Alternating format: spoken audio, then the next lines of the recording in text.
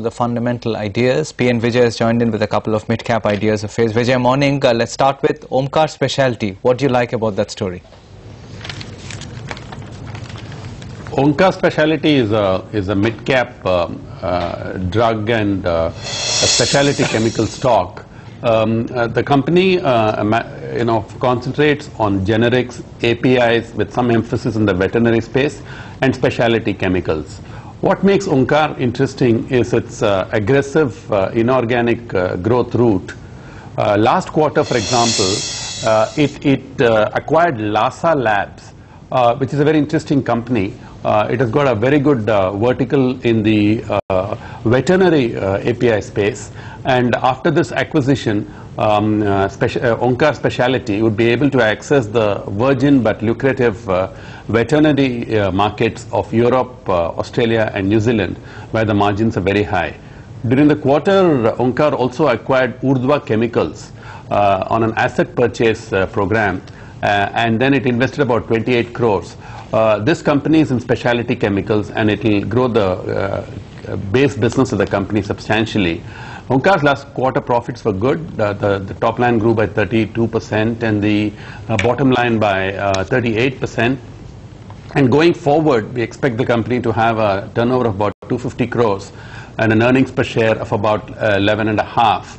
Now the stock is trading around 76, which makes it a price earnings of about less than 7, which is very attractive given the growth and the vertical and the sector it is. So we are recommending the stock as a good mid-cap pick in the specialty chemical space with a target of about 110. The risks to this investment are that it's basically a mid-cap stock and suffers from all the disabilities of investing in this terrain, especially in volatile markets. Hi Vijay, good morning. Yes, you are well aware of those kind of risks in the market, but what about MBL Infrastructure, the other one that you've picked out? MBL Infra is near home. It's a Delhi-based hardcore highway contractor. This is a very strong company. In the last quarter, they had in the last year they had order inflows of about 730 crores, including 3 very good contracts in the BOT. They are progressively moving from an EPC model to a EPC plus BOT model, which gives certain annuities going forward. The order book as a whole stands at about 2,900 crores, which is close to 3 times revenue. The thing about MBL is the working capital cycle is just 147 days compared to about 200 or more of its peers, which are in the NHAI space.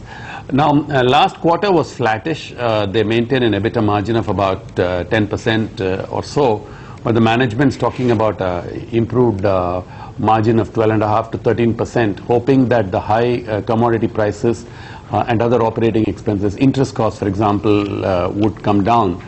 Now, the stock is very attractive. At 179, it is just trading at about 3.5 price earnings. Given the growth of about 20%, we expect in MBL very easily in the next 3 years, a CAGR of 20%.